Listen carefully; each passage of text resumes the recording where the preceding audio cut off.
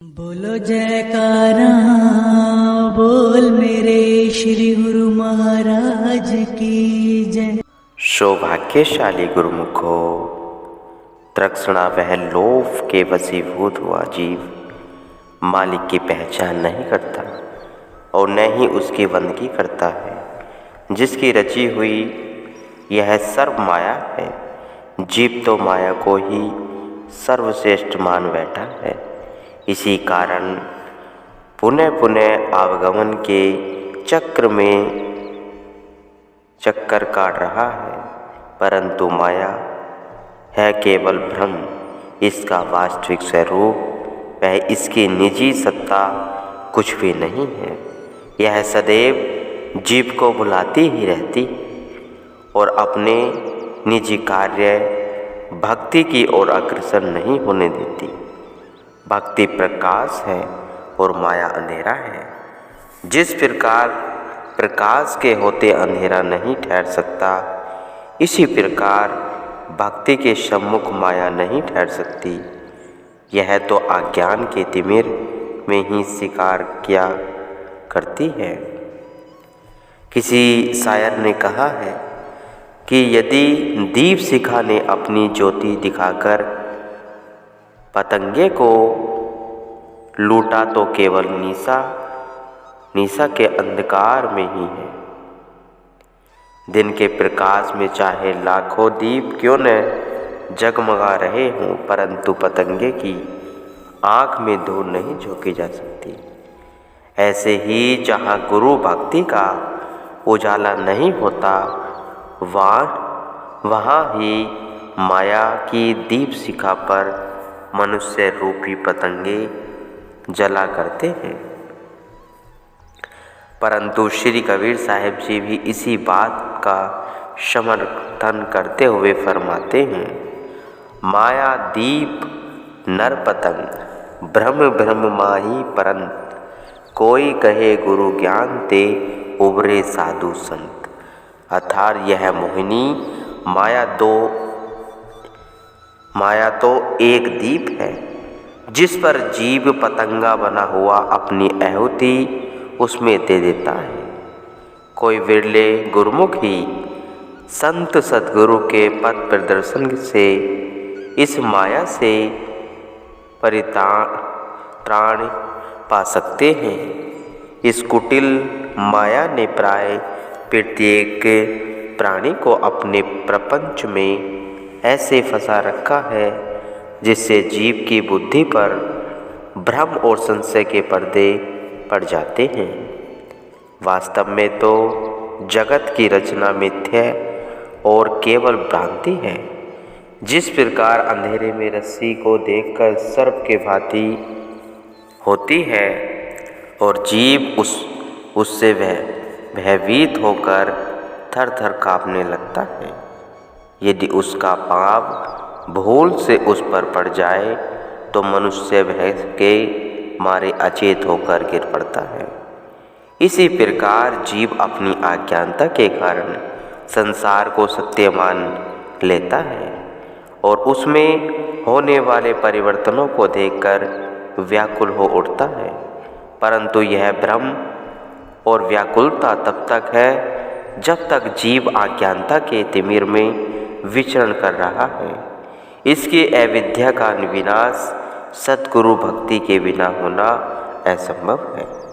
जैसे गुरुवाणी में लिखा है, जे चिंतदा उगवती सूरज चढ़िए हजार, ऐसे चानरण हो दिए गुरु बिनु घोर अंधार।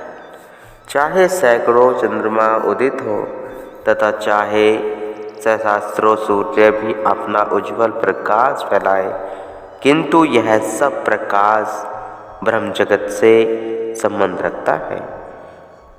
ब्रह्म सृष्टि में इतना प्रचंड प्रकाश होते हुए भी अंतर जगत अथवा घट की सृष्टि में तो घोर अंधकार परिव्याप्त रहता है।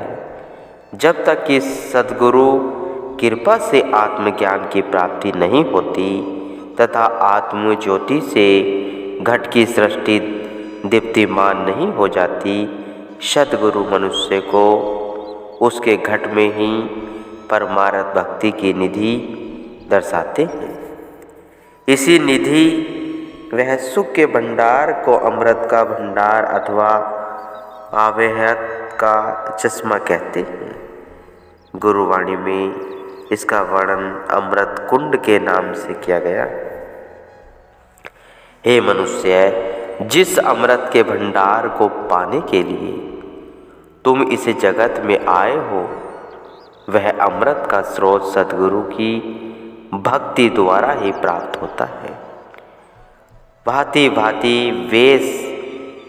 वेश बनाने तथा चतुराई दिखाने से काम नहीं बनेगा, क्योंकि जब तक चित्त में दुविधा अथवा द्वैत भावना है, अमृत का यह फल प्राप्त नहीं हो सकता। इसलिए हे मन, तू इधर उधर भटकना अथवा माया के पीछे दौड़ना छोड़ दे तथा संत सद्गुरु द्वारा बतलाए हुए ठिकाने पर स्थिर है। वहाँ जगत में खोज करने से हाथ कुछ भी नहीं लगेगा।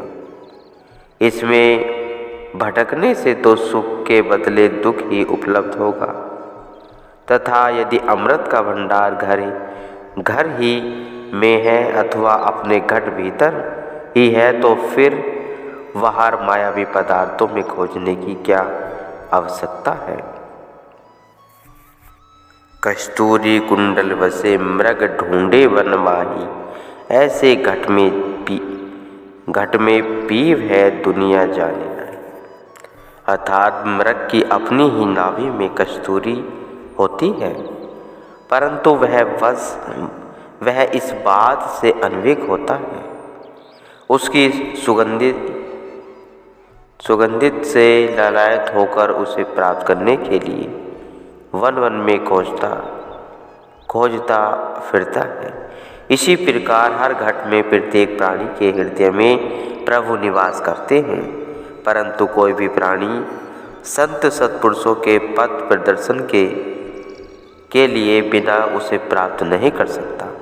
प्रत्येक जीव की यह प्रकृति होती है कि वह जिस लक्ष्य को लेकर चले और वह पूर्ण न हो तो खीन वह दुखी होता है।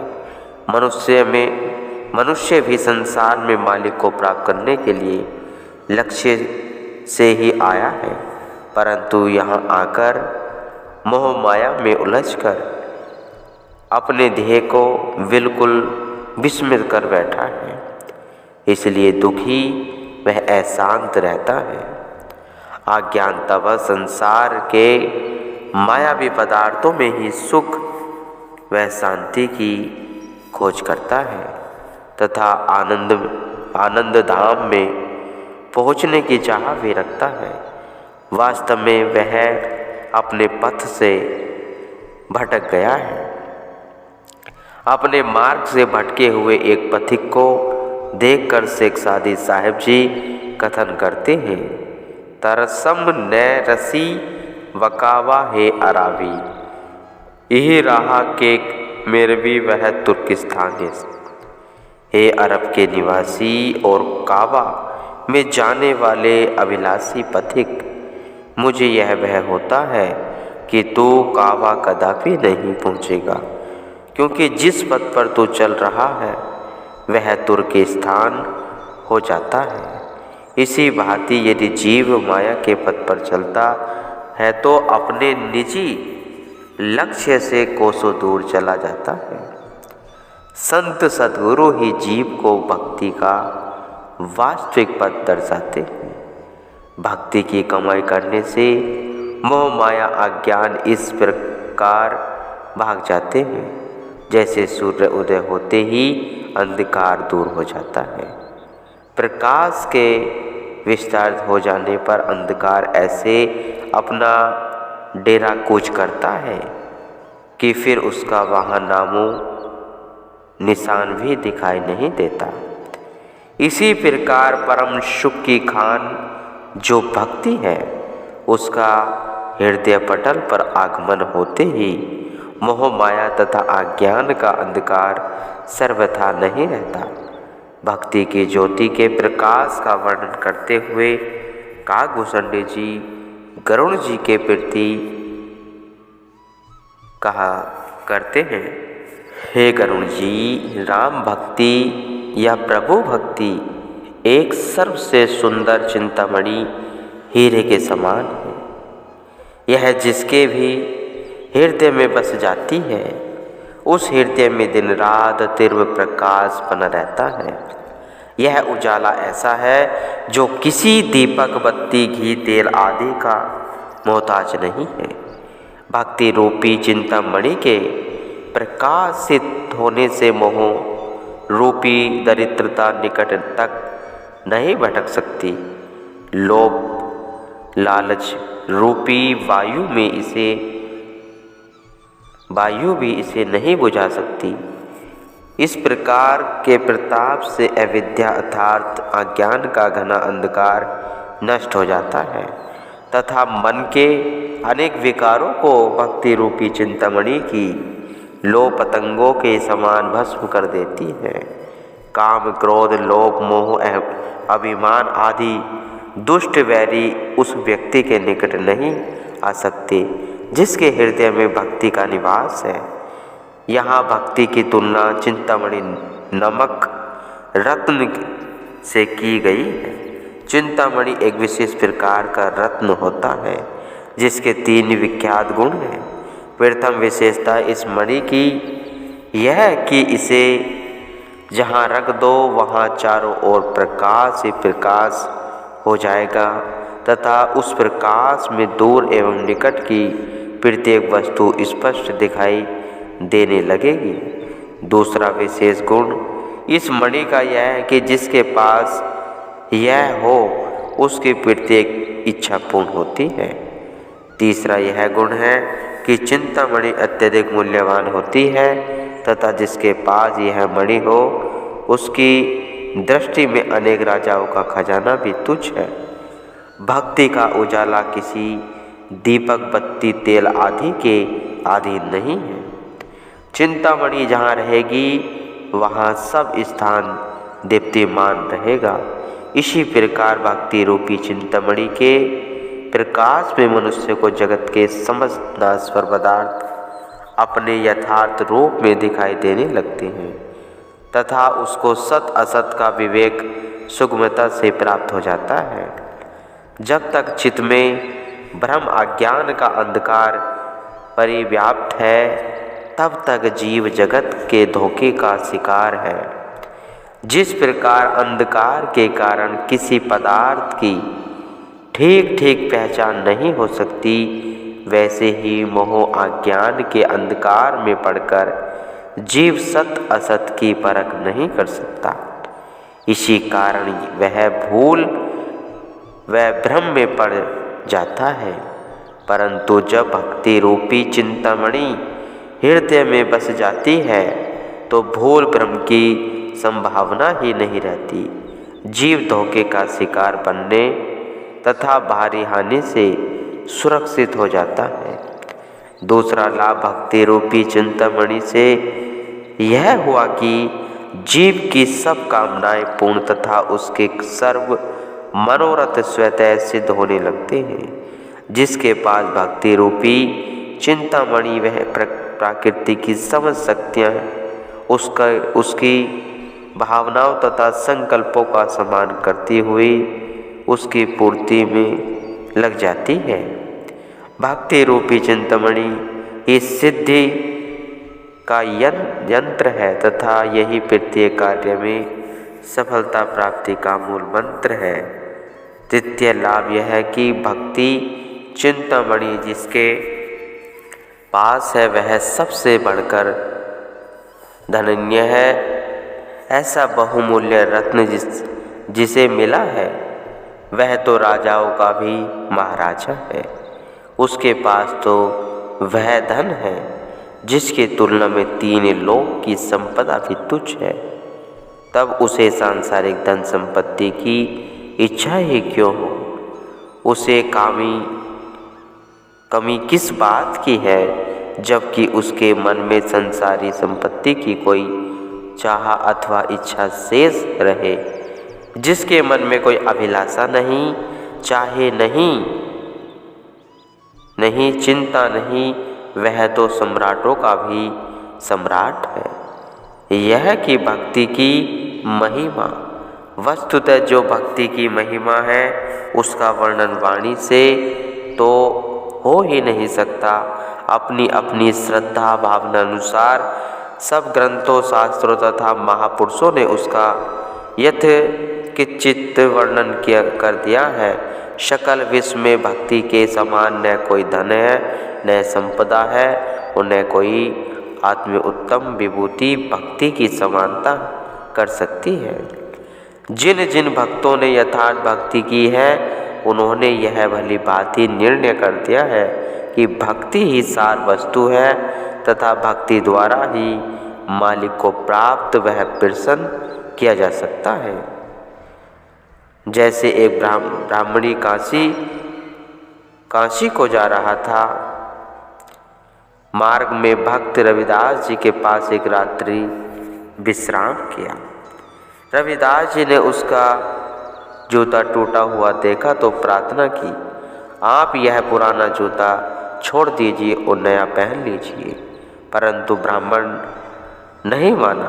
रविदास जी ने फिर कहा, अच्छा अगर आप नया नहीं पहनते तो लाइए मैं इसी को सुधार देता हूँ। पहले तो ब्राह्मण यह बात भी न माना, परंतु अत्यधिक प्रार्थना करने पर कहा कि यदि एक दमड़ी ठीक करवाई लोगे तो हम ठीक करवाएंगे, वरना नहीं। रविदास जी ने एक दमड़ी लेकर जूता ठीक कर दिया और पूछा, आप कहाँ जाएंगे? ब्राह्मण ने कहा, मैं काशी गंगा स्नान के लिए जाऊंगा। रविदास जी ने ब्राह्मण से कहा, मेरी यह दमड़ी श्री गंगा जी को भेंट कर देना, परंतु यदि वह हाथ निकाल कर प्रेम से ले तो देना, नहीं तो मत देना। ब्राह्मण ने कहा, अच्छा ऐसा ही करूँगा। कुछ दिनों के पश्चात ब्राह्मण काशी पहुँचा। रविदास जी की दमड़ी गंगा जी को भेंट करते हुए कहा कि हे माता गंगे, यह दमड़ी भक्त रविदास जी ने दी है और उसने कहा था कि अगर गंगा मैया हाथ निकाल कर ले तो देना, नहीं तो मत देना। गंगा जी ने तुरंत हाथ निकाला और दमड़ी लेकर मुंह में डाल ली। फिर गंगा जी ने कहा, भक्त रविदास जी को मेरी तरफ से प्रणाम करना और कहना कि यह दासी सेवा के लिए तैयार है। यह तो स्वर्ण कंगन रविदास जी को मेरी ओर से भेंट देना। वह ब्राह्मण कंगन लेकर प्रसन्नचित्त हो घर चला गया। अब लोभवश ब्राह्मण का मन बदल गया। उसकी ब्राह्मणी ने उसे खूब समझाया, किसी की अपमानत को गुम करना अच्छा नहीं है, परंतु वह लोभ के पंजे से छूट न सका। कुछ दिनों के उपरांत वह कंगन उसने राजा के पास भेज दिया, क्योंकि अत्यधिक मूल्यवान हीरो से जड़ा हुआ था। अन्य किसी की सामर्थ्य कहाँ जो इसे खरीदता। राजा ने वह कंगन रानी को दे दिया। रानी ने वह कंगन पहन लिया। रानी ने रात्रि को जब अपनी कंगन वाली भुजा को देखा तो वह दिव्य आभूषणों से प्रकाशित हो रही थी और दूसरी भुजा आभूषण से शून्य प्रकाशित रही थी। रानी का मन खिन्न हो गया। उसने राजा से कहा, इसके साथ का दूसरा भी कंगन मंगवा दो, क्योंकि बिना कंगन के दूसरी कलाई सुंदर नहीं लगती। एक और कंगन पहनने से मेरी मनोकामनाएं पूर्ण होगी। तब राजा ने उसी ब्राह्मण को बुलाया और कहा कि पहले जैसा एक कंगन ला दो, कीमत अपनी इच्छा अनुसार ले लेना। ब्राह्मण ने विनय की, महाराज यह कंगन तो मुझे अति कठिनता से मिला था। राजा ने ओजपूर्ण शब्दों में कहा, हम कह रहे हैं कि हमें इसके साथ दूसरा कंगन चाहिए, यदि न लाकर दोगे तो अत्यंत दंड मिलेगा। ब्राह्मण बेचारा अपना सा मुंह लेकर लौट आया और खिन्न मन से चारपाई की राह ली। न कुछ खाना पीना और न ही निद्रा। ब्राह्मणी ने इसका कारण पूछा। कारण प्रतीत होने पर ब्राह्मणी ने कहा, संत दयालु होते हैं, उन्हीं के पास जाओ और कंगन लाकर राजा की प्रसन्नता प्राप्त करो। ब्राह्मण ने ब्राह्मणी की कथन पर लज्जित भाव से भक्त रविदास जी के घर की ओर कदम बढ़ाए। भक्त जी ने जब इन्हें आते देखा तो बुलाकर पूछा, क्यों भाई, गंगा मैया ने मेरी दमड़ी स्वीकार की, आपने तो इस ओर आने का कष्ट ही न किया। ब्राह्मण ने रविदास जी के चरण पकड़ लिए और क्षमा याचना करते हुए आरंभ से अंत तक सारा हाल विनय पूर्वक सुना दिया। भक्त रविदास जी ने कहा, घबराने की आवश्यकता नहीं है, बैठिए, प्रभु ने चाहा तो आपकी विपत्ति दूर हो जाएगी। इस प्रकार उन्होंने अपनी शिला को हटाकर एक कंगन निकाल कर ब्राह्मण को दे दिया। ब्राह्मण कंगन लेकर पुनः राजा के पास पहुंचा। राजा ने भेंट स्वीकार करते हुए पूछा, ब्राह्मण देव, आप इस अमूल्य कंगन को कहाँ से लाए हो? ब्राह्मण ने काशी स्नान का संपूर्ण वृत्तांत राजा से निवेदन किया। यह सुनकर राजा के आश्चर्य की सीमा न रही कि एक चमार जाति का तुच्छ रविदास उसके पास इतनी दैवी संपत्ति। तब उस ब्राह्मण को साथ लेकर वह राजा कौतुक देखने के लिए रविदास जी के पास आया और कंगन के लिए प्रार्थना की। रविदास जी ने मालिक की प्रेरणा और मौजवश अपनी शिला को उठाकर गंगा जी का आह्वान कर कंगन प्रकट करने की विनय की। उनकी विनय सुनकर बहुत से कंगन प्रकट हुए, जिन्हें देखकर राजा व ब्राह्मण आश्चर्यचकित हो गए और उनके चरणों में गिरकर स्तुति करने लगे कि हरि भक्ति संत महात्मा राजिधिराज होते हैं। रविदास जी ने कहा कि यह सब मालिक की कृपा है। प्रभु के सच्चे भक्त और संत महात्मा सब सर्वसमर्थ होते हैं और समस्त देवी शक्ति उनकी सहायता वह सेवा के लिए तत्पर रहती हैं। परंतु भक्ति पथ के सच्चे जिज्ञासु और विचारवानों की दृष्टि में यह दैवीय चमत्कार उन महापुरुषों की महिमा को परखने या बढ़ाने में कुछ विशेष महत्व नहीं रखते। रविदास जी की नीच जाति वह उत्पन्न होते हुए भी सच्ची आत्मिक संपदा अथा प्रभु प्रेम वह नाम के प्रताप से बहुत ऊंची गति को पा चुके थे।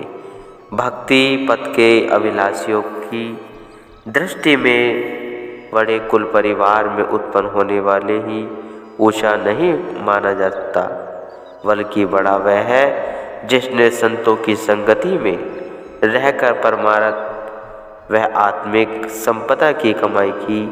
इसी आत्मिक कमाई से ही उनका सच्चा यश और कीर्ति होती है, जो संसार में हर तरफ उनकी शोभा बढ़ा देते